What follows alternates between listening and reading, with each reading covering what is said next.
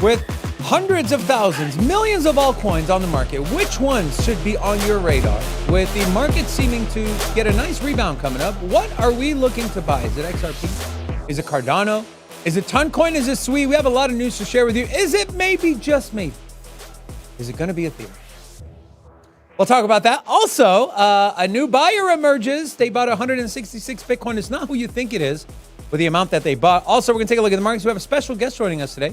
Kelly Kellum from the BitLab Academy will be joining in about 30 minutes.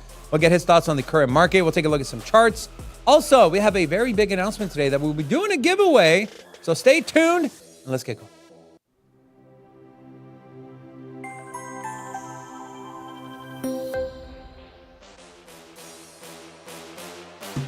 Hola! It's your boy, Big Rob, back in the house. Welcome to Sin City Crypto, home of the entertainment-focused cryptocurrency content. Take old, boring, stale information, repackage that whole turkey up in a fun, sexy, and price prediction kind of way. You know what? I feel like because we didn't get a big sell-off. No, we're in green. You got green underwear, bro. Liar. Because we didn't get a big sell-off. I'm coming for you too, Rocco. I think that I feel very well assured. What is it? Bottom is in. You know, I said Last chance? What's that? Going on? Last chance? Last chance? What do you mean? Never mind. Last chance. I don't know. But there is. What's going on? No. So last week I said that the bottom was in, right? I said that 77,000 I think was the bottom. Kind of came out here and stood on a limb and said, "Hey, look here, guys. The bottom is in 77,000. Feel very comfortable. Feel very confident about that number. And as time has moved on, you know, we're not going down and testing 80,000. Now, I guess anything can happen, but it's not going to happen realistically. And so the bottom, the 77,000 that's it, man. And from here, win 100K again, right? So, I don't know. What do you think? I think there's more downside. Do you think there's more downside? Mm-hmm. Drawing down lower than 80,000? Mm-hmm. I think we tapped the mid-70s. It's my base case. You see a relief rally, 86.5, maybe 90K, and then we see another drawdown. Still a lot of uncertainty in the macro. But this is interesting. Here's what U.S. stock futures say about Bitcoin's next move. This is from decrypt.co. As of Sunday evening, Dow Jones Industrial Average, the Dow Jones, their futures declined 0.37%. The S&P and NASDAQ futures fell 0.46 and 0.55% respectively. Dow Jones is up a full percent today. So, you know, this was for the futures before the markets opened. Well, I'm just saying that I'm just reading the article. When they wrote this article, they're talking about it being bearish. And I'm just saying that on the forward looking to this article, it's up 1%. Wow. Thank you. I'm just throwing out numbers. I don't make the numbers. I just read them out. It's okay. I'll make the numbers. CoinGlass data shows crypto futures open interest remains elevated despite 253 million in liquidations over the last 24 hours. Funding rates, which briefly turned negative during last week's sell-off, have returned to neutral, suggesting uncertainty in market positioning. We take a look at Bitcoin's weekly close, and this is a indecision candle that you see here. Let's get rid of that. Let's get rid of that. And so this candle here, this is an indecision candle. Big wick to the upside, big wick to the downside. There was a big tug of war, and price closed within 2% of its range. So it opened at 80,600 and it closed at 82,400. And so this comes at the bottom of a downtrend. This could signal that sellers are getting exhausted. But again, this is on the higher time frame. But I think in the shorter term, I believe we're going to get one more trip to the downside. I could very well be wrong. But if it is, I think that'll be the last big drawdown. And then we see up only from there. And then we have this as well.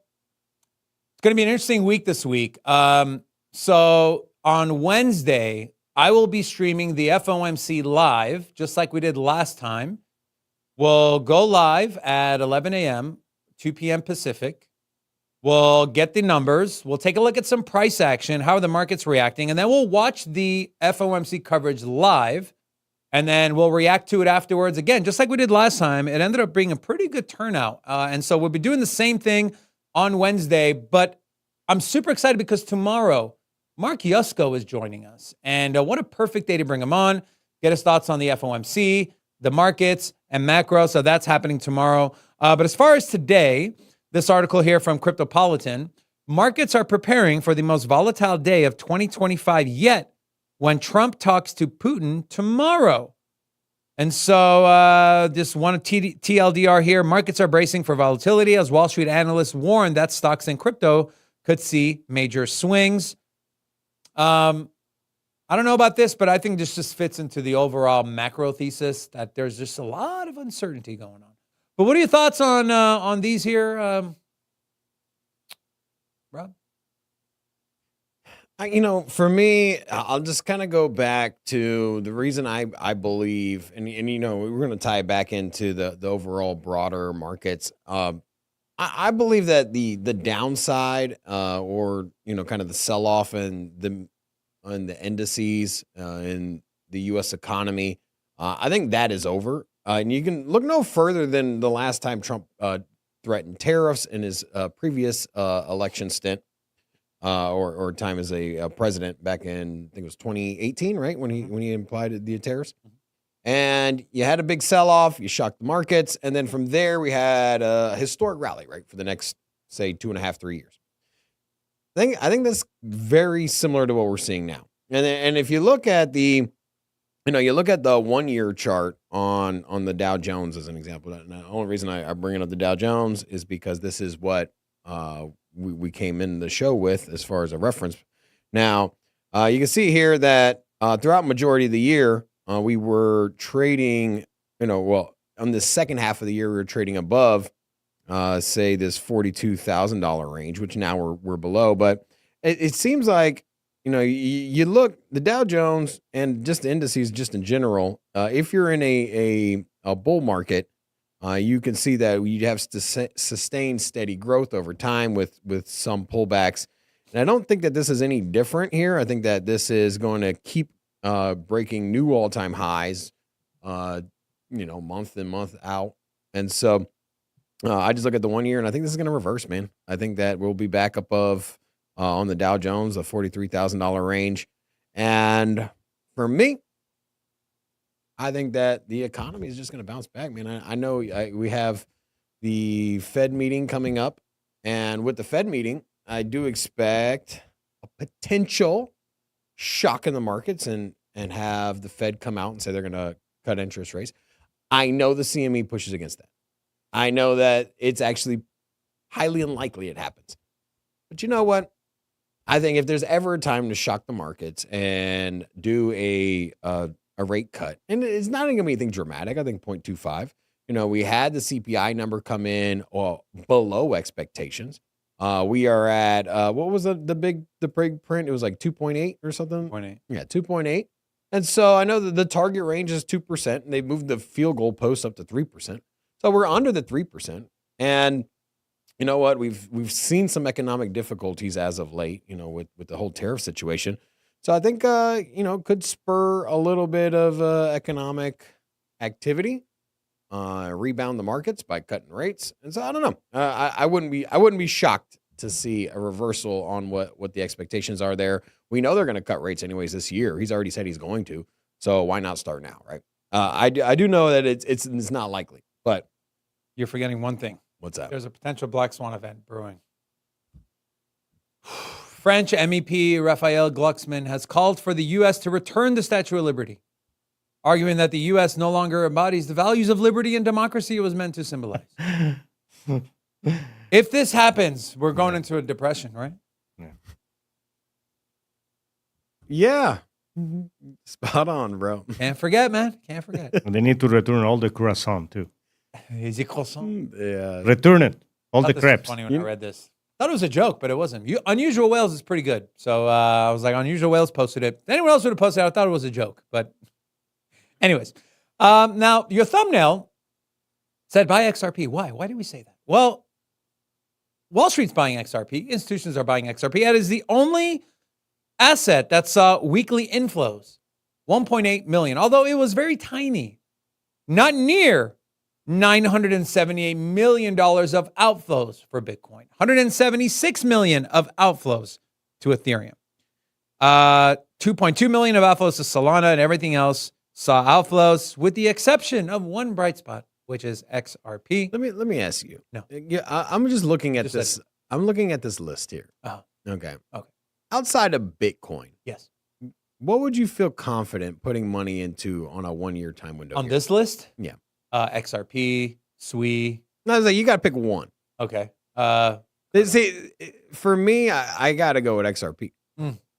Now, Cardano, extremely bullish. I just think that there is more risk on Cardano, and perhaps they don't get a stable. Like what would happen if Cardano does not get Circle, Tether, or any other?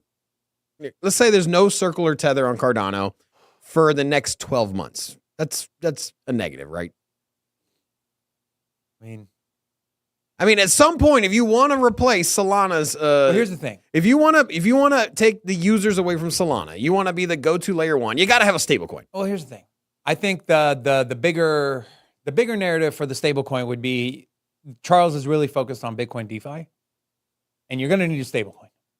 You want to facilitate DeFi on Bitcoin. You want to unlock that 1.5 trillion. You're going to need a stablecoin. You're going to need You're going to need a stablecoin regardless.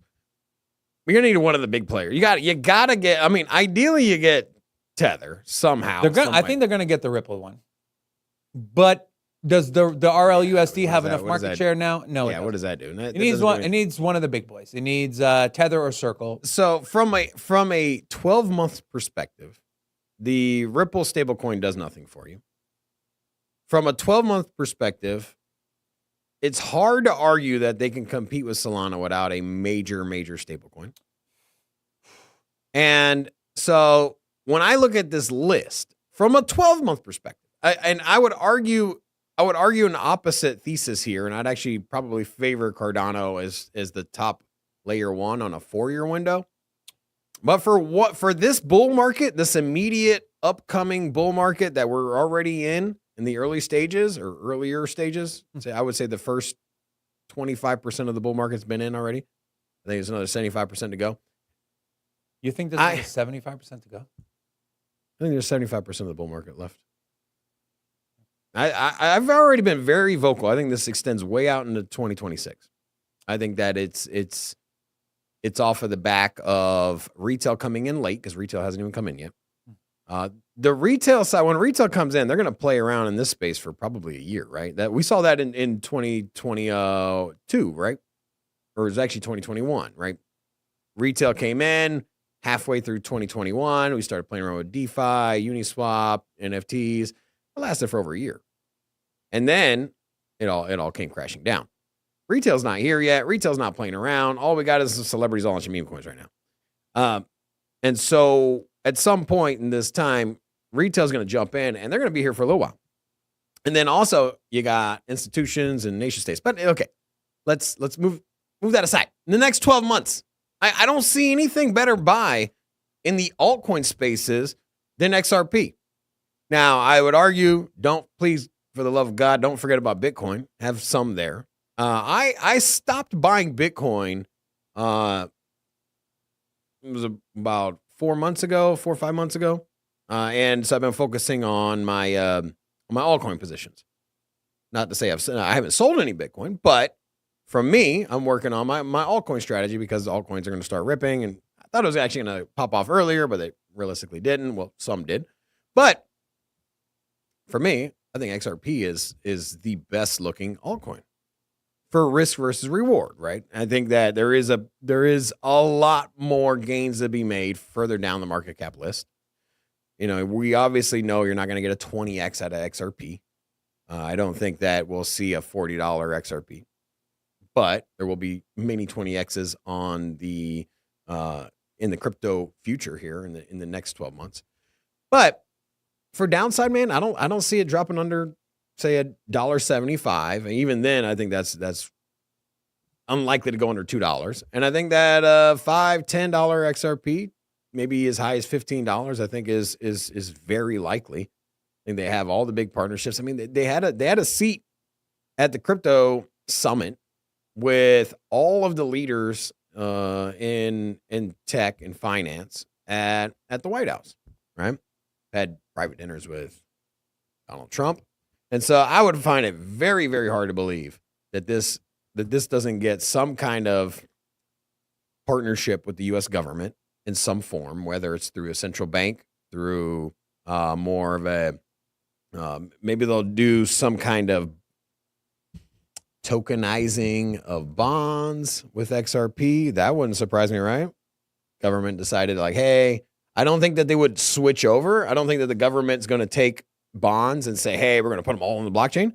But I think that they'll start to play around with it. They'll say, hey, you can buy a bond in the traditional format through these avenues, or hey, you can also now buy it through a blockchain and track it that way. And so I think these headlines are going to come up, and I think that's going to be very bullish for XRP. Not to mention, they do got a stablecoin coming out, and we know that the U.S. is very, very progressive when it comes to stablecoins.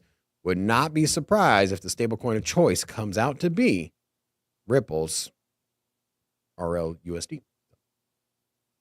Yeah, I mean, I don't know, man. I can't fade XRP on this 12-month for an altcoin.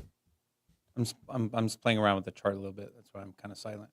Well, with XRP, so you have a couple things as far as like price action, right? So this is XRP on the daily. You have a couple things. One, you have a tightening range, okay? And so, right, you come in. This was a move from $2 up to $3.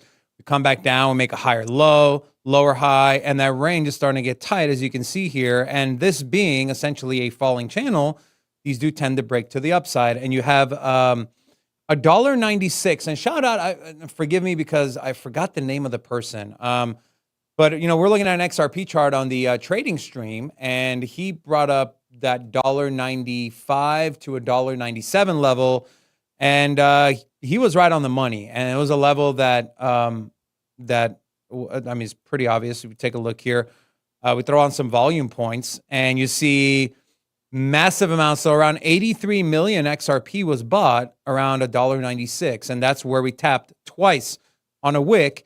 And both times, right? Both times you want to see, if you want to identify how strong a support level is, look at what price does when it hits it. V-shaped recovery, V-shaped recovery.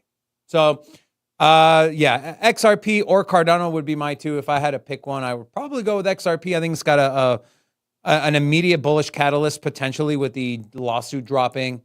If they come out and they say no fine and you can sell to institutional investors, XRP is going to absolutely explode.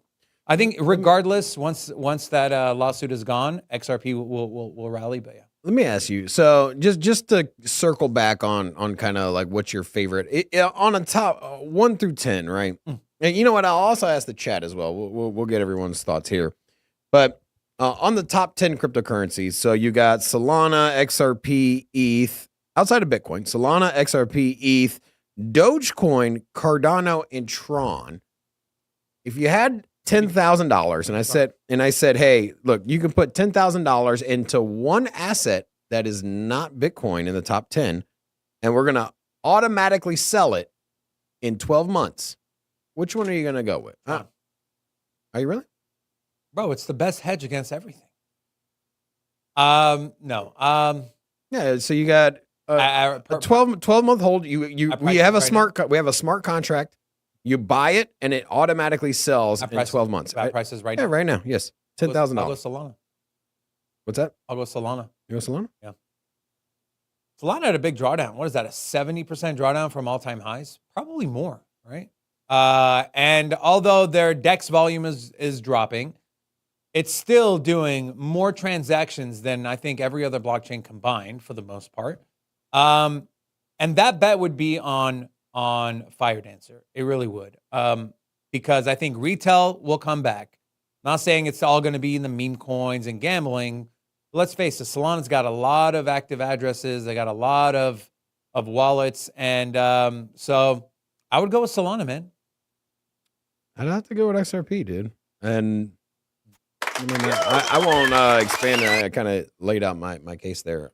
I just think I feel like it's more likely to get government government use and utility and adoption versus retail. Because retail is what Solana needs to get, say, a 10x, right?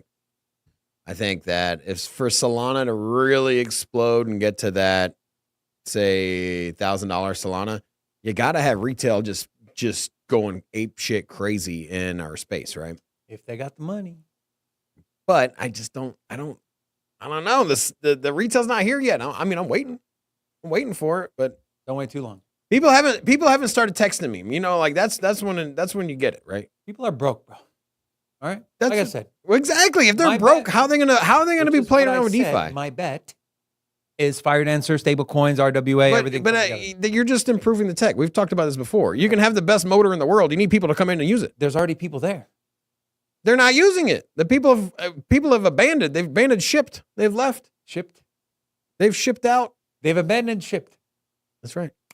We have a very, very exciting announcement. I kind of, I jumped the gun a little bit on my stream on Saturday. I wanted to reward the people that joined me on Saturday. But we're excited to announce a partnership with Stake. And so we'll be rolling out some of their integrations here on the show. And to celebrate with you, the community, we want to do a $100 USDT giveaway today. And so I'll let Rocco figure out how to do that. Rocco, thank you very much. Sorry to slap this on you last minute. But we always want to give back to our community. And so the only thing we ask of you guys, the sponsors that we get, we put it right back into the production of the show. And the only thing we ask of you guys is just to help support us. There's a link in the description. Sign up for an account, stake.us or Stake if you're international. It's pretty cool, man. Go use it. Let us know what you think. But we're excited to roll this out. So big shout out to Stake, and we're excited to continue this partnership. So we're giving away $100 end of the show. So don't leave. And then we'll give away $100. Also, I know earlier I was asked, I was going to get input from the chat. What do you guys think is a better hold? We'll just do what David has suggested. Would you rather put $10,000 on the line on Solana on a 12-month hold or for Cardano on a 12-month hold? I'd rather do a 1 for Solana, do a 2 for Cardano, and let me know what you guys feel more comfortable on returns there as well. We've also had 6 $20 super chats. We had... You know what I love about this community? What's that? Po-Man, I gave away $100 on Saturday stream. Mm-hmm. And Po-Man was a winner. And he gave that 100 right back to open up the club. There you go. Man. Congrats, man. So, Po-Man, he did say first, smash the likes, subscribe, share the word, $100 paying it forward, open the club. And then Nathan came in and said, open the club. It's St. Patty's Day. And so he's shipping up to Boston. Sipping on some scissor. Yeah. All right. So, you know what we do here when we get $100 in super chats in the form of 5 super chats of $20 or more, we do what Vegas does best, and we celebrate being awesome in the entertainment capital of the world. And we do one thing pretty damn well here in Vegas, and it's nightclubs. And so let's open up the club in the crypto side. Rocco, let's do it.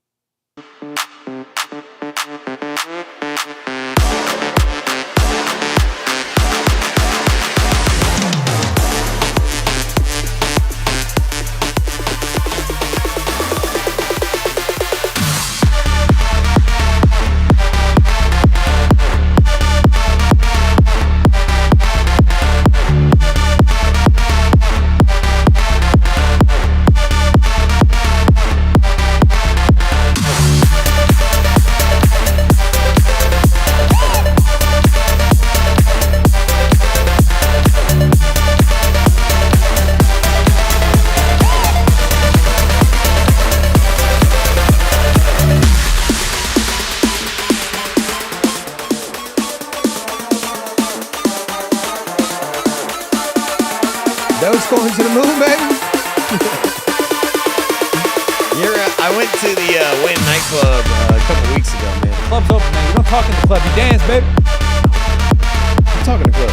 So yeah, I went to Win nightclub, man. That thing is popping, bro. Okay, you know what? Never mind. I was going to say something. I was going to ask you about an interesting choice of characters. You said on one set of answers in the video. Why?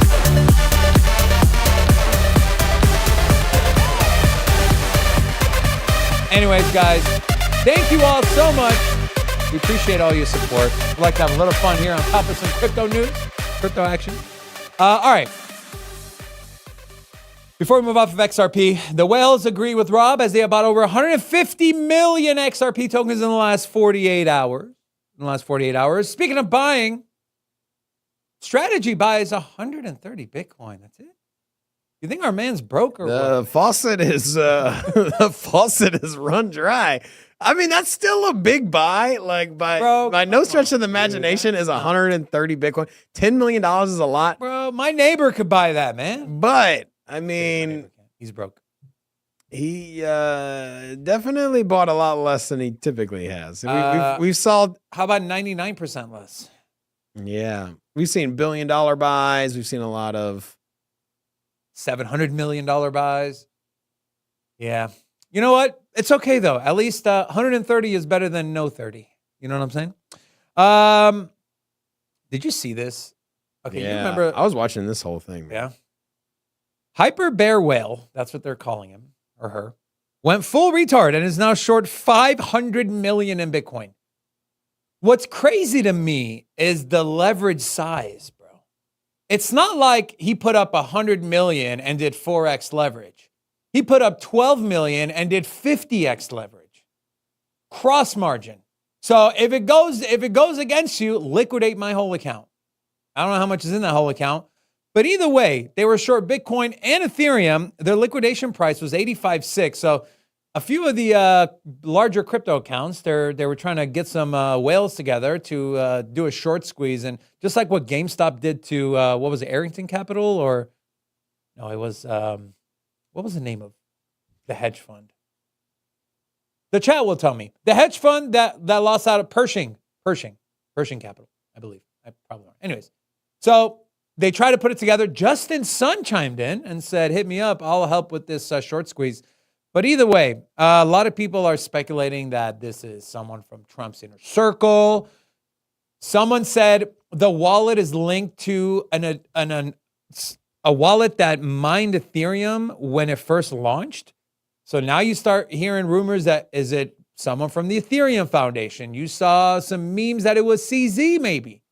You know what's interesting is that you can call to action just everyone in the social media space. You know, basically they beat on the war drum on X, right? They said, hey, look, we're trying to liquidate this guy in his short position, and so let's band together, let's rally the price. It's quite astonishing the power of Bitcoin at this point and its market cap.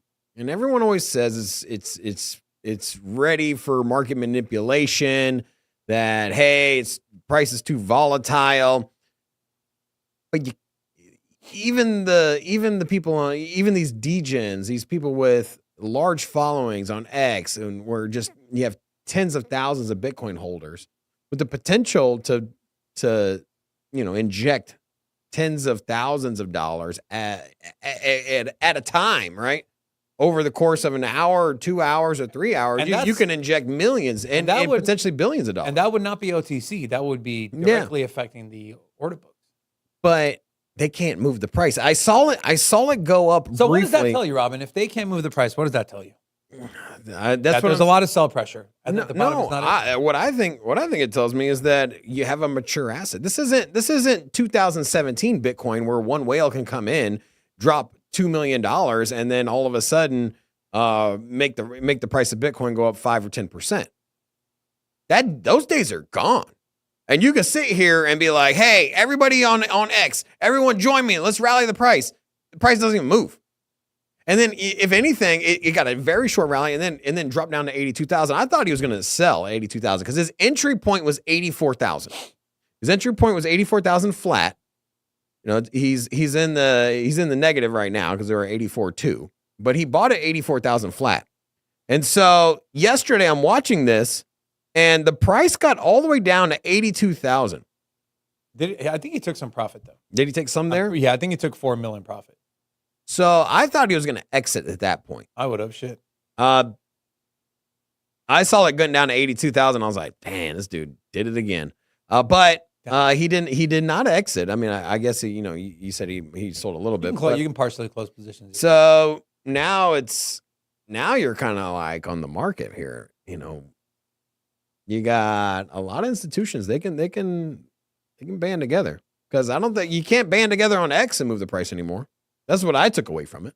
They should have hit up Michael Saylor. He just bought 130 Bitcoin. Maybe they bought 130 Bitcoin to try to squeeze that short out. How are they going to do that? It's a joke. Yeah. The only way you're going to squeeze them is if you buy on the order books, right? Or if they're not wearing green. All right. I want to talk a little bit about, you know what? Actually, Rob, let's go over the markets. Let's take a look at what's up, what's down, what's sideways, what should we be buying? I know Toncoin had a massive rally. And that coming off the news of Pavel Durov, the founder of Telegram, was released from a laissez-faire. But go ahead. So we got PancakeSwap up 41%. Bro, the BNB ecosystem is ripping. Go ahead. Yeah, it's interesting, man. It's you got PancakeSwap up 41%. You know what? Go ahead. I'm going to post something up just so people understand. Go ahead, Rob. I'm going to post. Just remind me. Okay.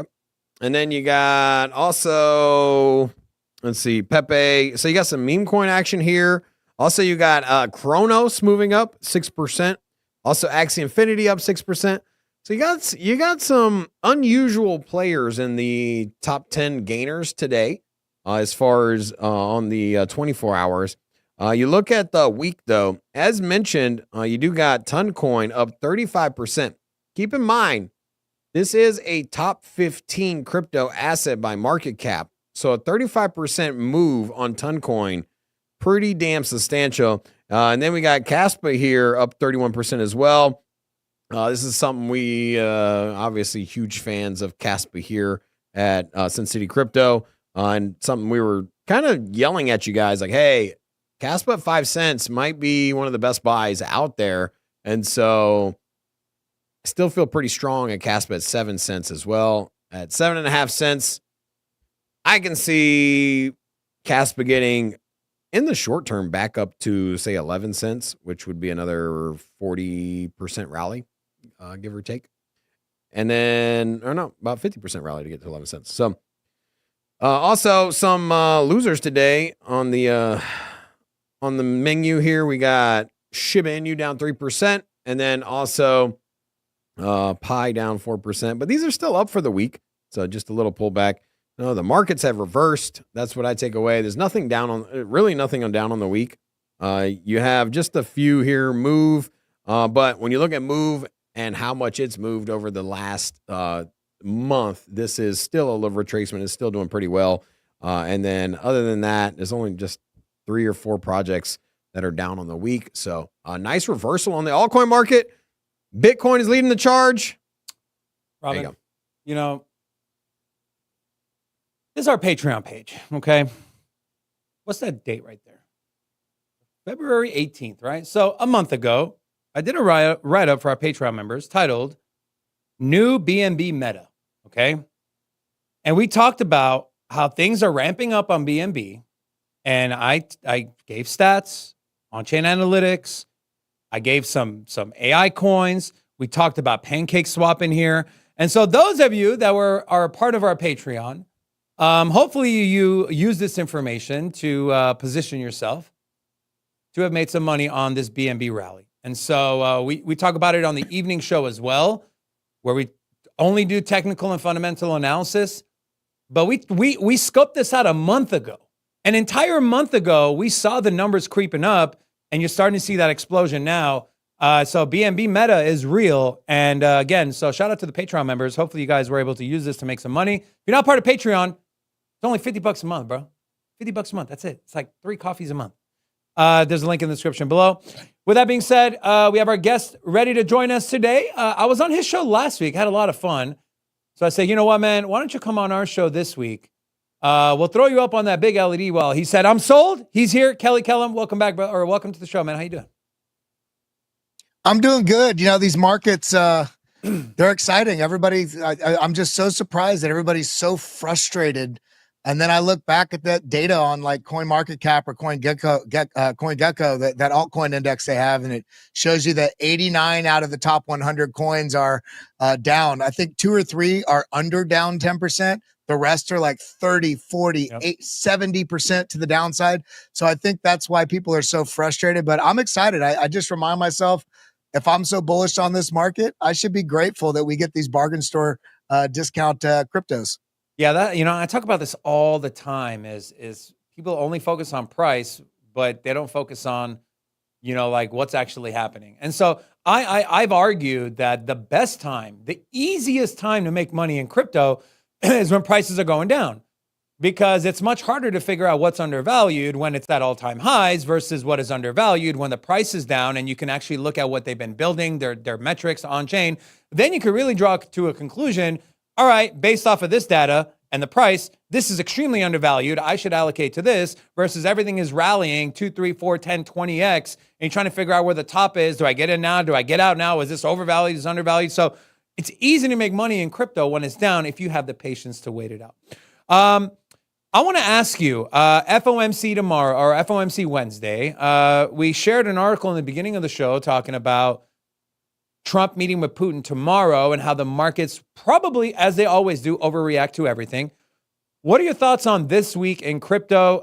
Do you see a potential rally up to 90K, or do you think we have one more trip down to the low 80s, maybe even the 70s?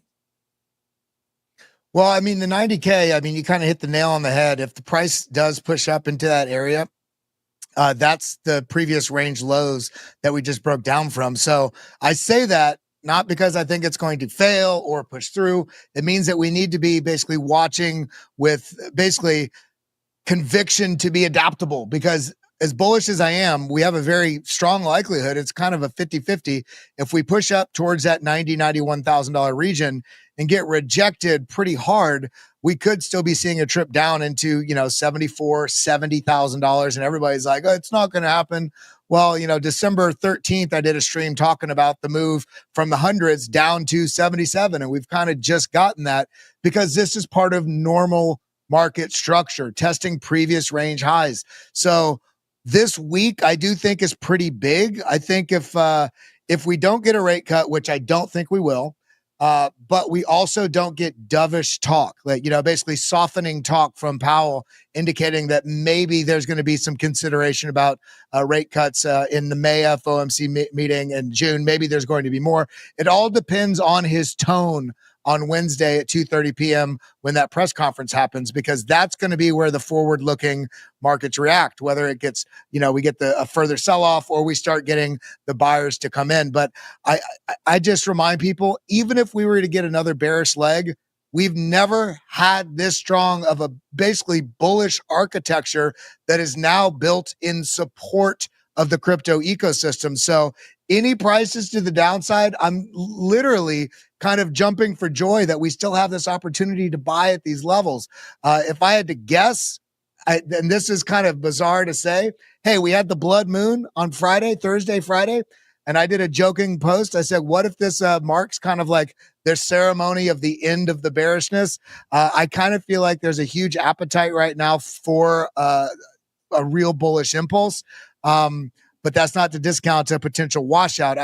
If I had to guess, I think we're going to start working our way up into upward price action through the end of this month. Some chop in April, and then I would say around April 27th, end of April is when we're going to really start to get some explosiveness. Yeah, we'll see. We'll see what happens. I want to talk about this. So Solana, happy birthday, Solana. Turns 5. Birthday blues prevail as ecosystem faces greatest fall yet. DEX volume has cratered from a robust 36 billion peak to a mere 988 million, the lowest so far this year. This is a chart from Artemis highlighting the DEX volume generated on Solana. This is the futures open interest on Solana that is trending down that is trending down as well. And then there was a price outlook. And then, we mentioned BNB, but this is 24-hour DEX volume. And Binance Smart Chain has officially surpassed Solana on 24-hour volume. I guess, Rob, I can ask you first. I know we briefly talked about Solana being undervalued, but Is the risk versus reward there for you for Solana? I think it's one of the strongest picks. I know earlier today we were discussing the potential of putting Solana versus XRP on a 12-month hold. It's nothing against Solana, and I think that Solana is undervalued right now. In the same way that I think XRP is undervalued, but I do think that Solana is massively undervalued. I mean, it was at what was it at like 6 months ago? It was a 210. The highest it's been? Yeah. 275. 295. 295. Yeah. So I mean, you're talking about an asset that's down well over 50% from where it was earlier in this bull market. I think it's going to surpass that easily. And the big question is do we see that $1,000 Solana? If retail comes back and uses Solana in the same way that it was using it during its little meme coin pop that it had earlier this year, then no doubt in my mind, will we see $1,000 Solana? But my big question is retail going to come in? Is DeFi going to come in heavy on Solana? Or is the meme coin thing going to be back as dominant as it was just a few months ago? If the answer to that is yes, then I see no reason to fade Solana, and I see no reason it doesn't reach $1,000. And at a current price of $120, like what a steal, right? I do think you got a lot of ifs here, though. I'm just a little cautious about retail because I just don't see quite the retail FOMO that I've seen in previous bull markets. And I think that's really the fuel that's needed for Solana. I think right now the attention for crypto is coming into attention to crypto is coming from institutions and governments. And so I think that's obviously not the bread and butter for Solana, but as Bitcoin's price goes up, as its market cap goes up, we do expect the dominant layer ones to also rise in value. So I think that from a risk reward perspective, even if Solana doesn't really accomplish much on bringing retail back in, and if retail kind of stays still, I still see Solana at $300, $400, $500, which is 3 or 4x from where it is now. So even if retail fails to jump in this bull market, you still get a 3-4x from Solana. Being, if you have a situation where Bitcoin's at that $150, $250, $350,000, it's hard to argue that you don't see a $500 Solana, even in the worst case scenario. The best case scenario, retail comes in, $1,000, $1,500 Solana, whatever price you want to put there. I haven't really thought about the top for Solana as far as price prediction, but I mean, what do you think about Solana as far as being undervalued? Are you kind of in the same camp that you think that it should be priced a lot higher? It's taking some punches with this whole meme coin, the Libra token particularly. And, what do you think?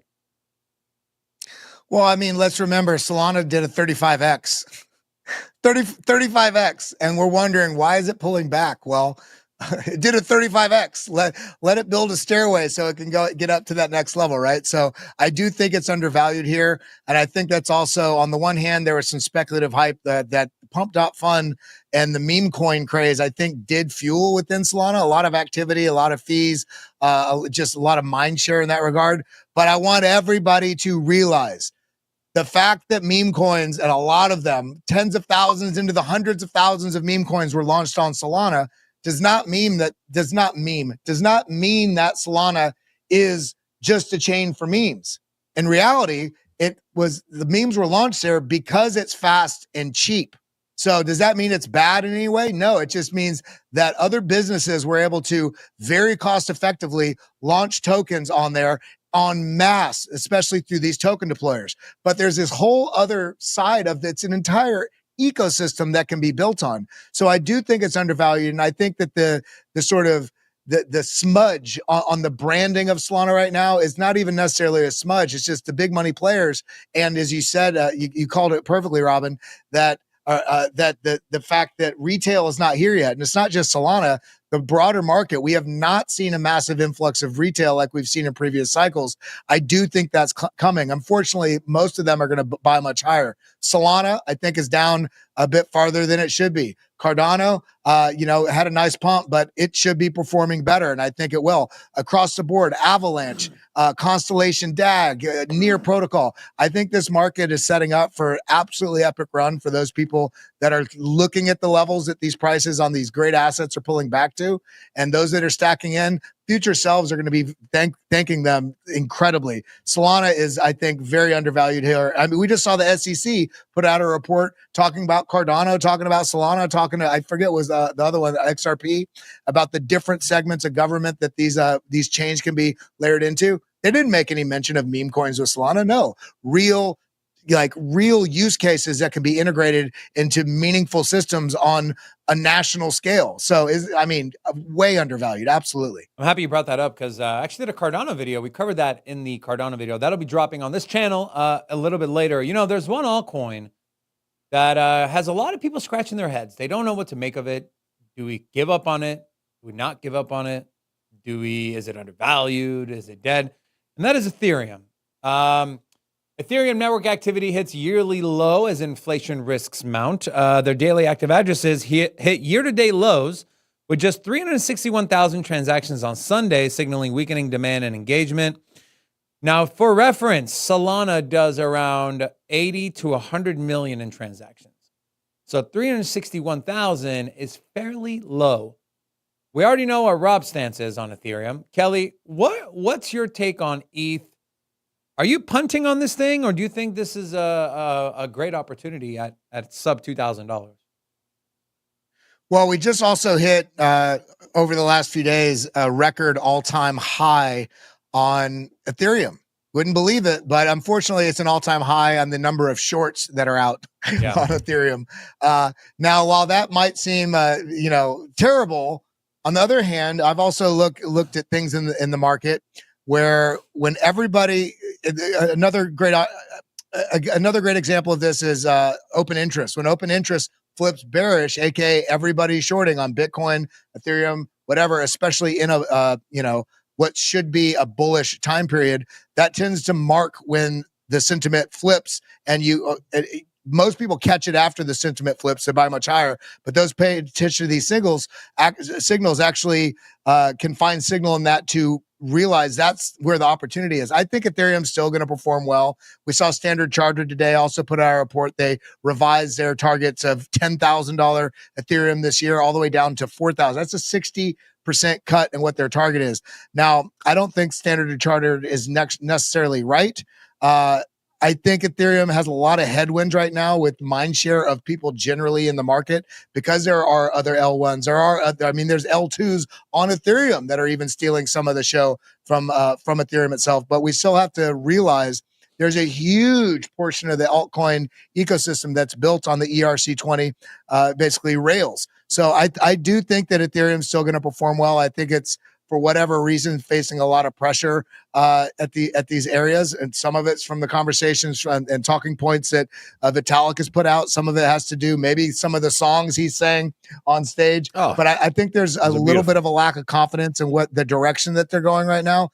But they're still right now kind of, I think, a bit of a dark horse in the ecosystem. But I think it'll still perform well. Do I think it's going to perform well as I would have said last year?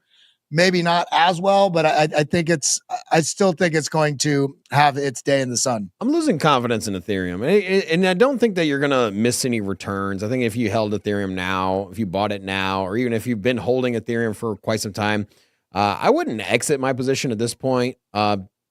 It's hard to make an argument to buy at this point. I thought $1,800 might have been a good entry point. I know that's something I was pointing out. I've kind of just faded Ethereum.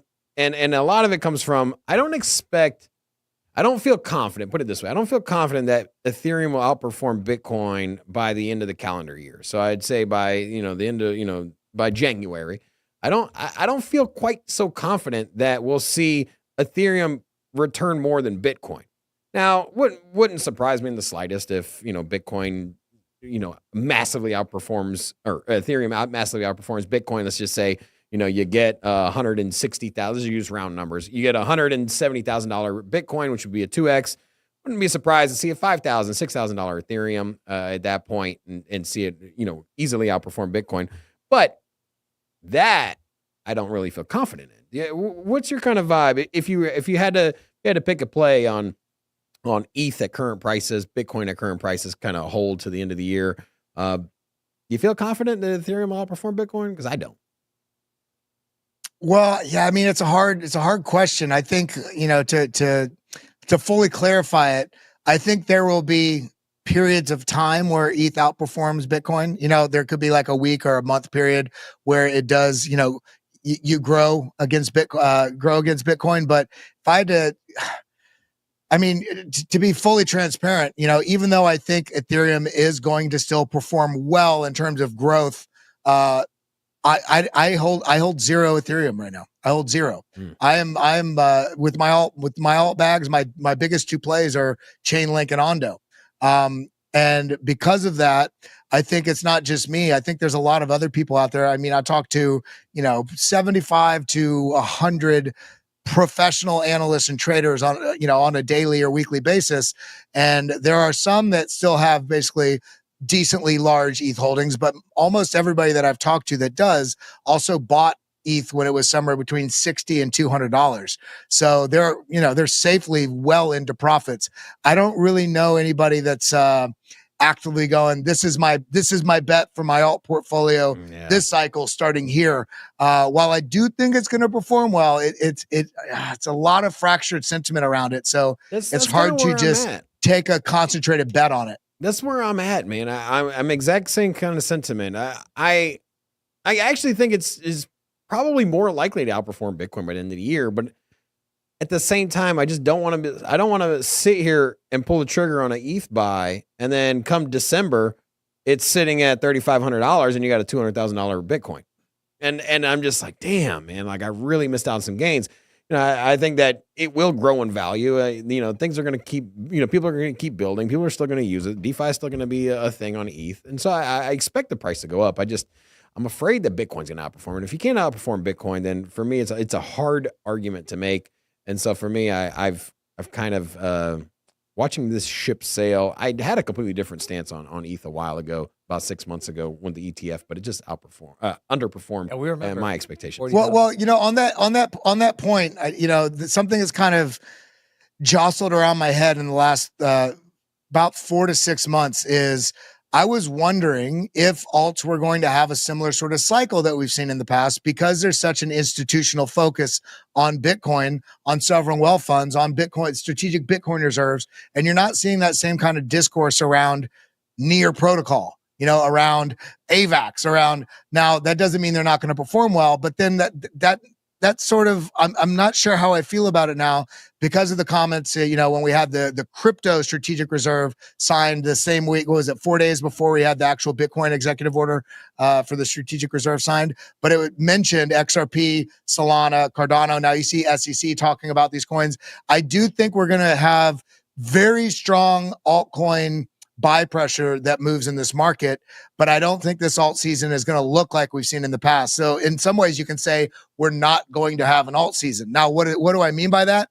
I think some alts are going to perform exponentially well, but I think it's going to be segmented into particular niches. When RWA gets a, big movement, or Ondo, if they start really rolling out integrations with listing 30, 50, 150 different things on the traditional stock market on a global stage, tokenized, then, I don't think we're just going to get, because both of you were there last cycle and the cycle before that, where when it was alt season, you just looked at the market and everything was up 20%, 40%, 30%, the next day, 60%. It was just like, if you just threw a dart at the board, it was great. I think this is going to be somewhat segmented in the different niches of the altcoin market that are going to do well. And some, even with some coins within those niches themselves, I think are also going to completely get ghosted with liquidity. It all kind of depends on when retail chooses to join the boat here and what it looks like in the meme market at that time. Because if the meme market's going off like a mofo when new retail's coming in,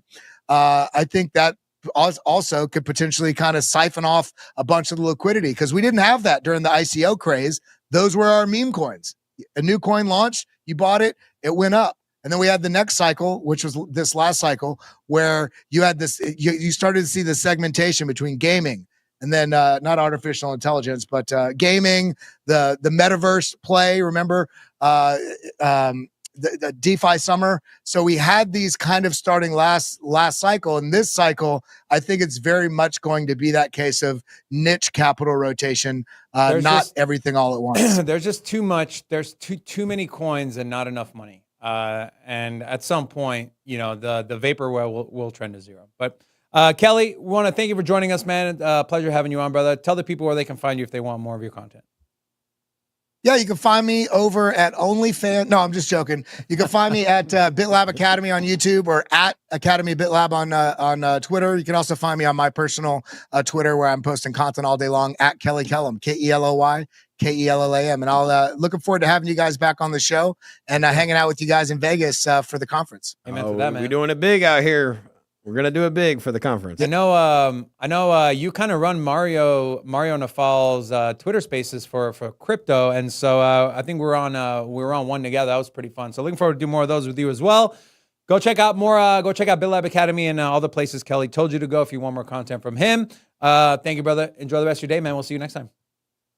Thank you. And hola to the community. Adios, guys. Olita. Rocco, we're about to draw the winner here of $100. Do people know what they need to do? No, they don't. Okay. Let's go ahead and tell them. Okay, you guys need to type $100 on the chat. Okay. So Symbol? $100? $100, please. Okay. $100 will get you entered to win $100. $100. What? Right. Stick Otherwise, around because it was a 1 of 5. It's $100, so we do 100. it's a 100. Yeah. Yeah.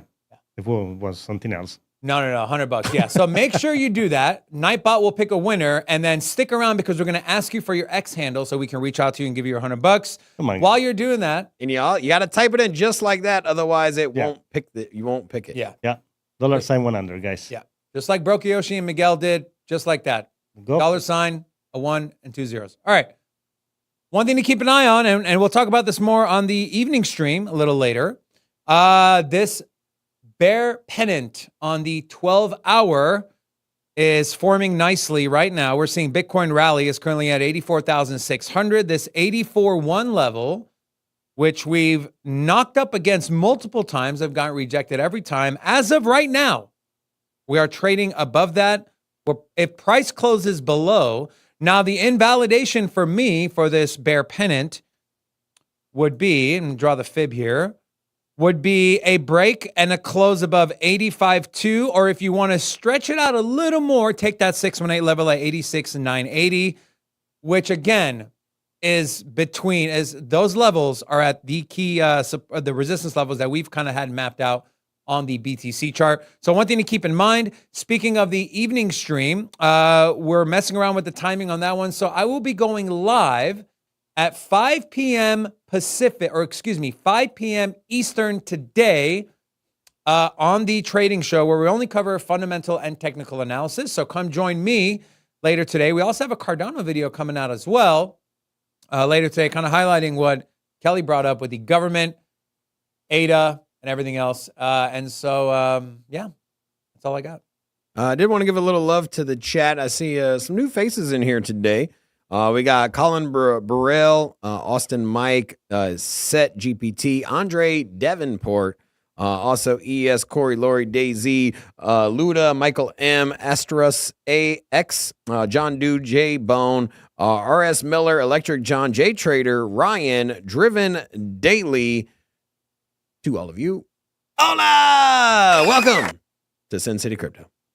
All right, Rocco, draw the one. I want to give it a little more chance because the people have been typing wrong.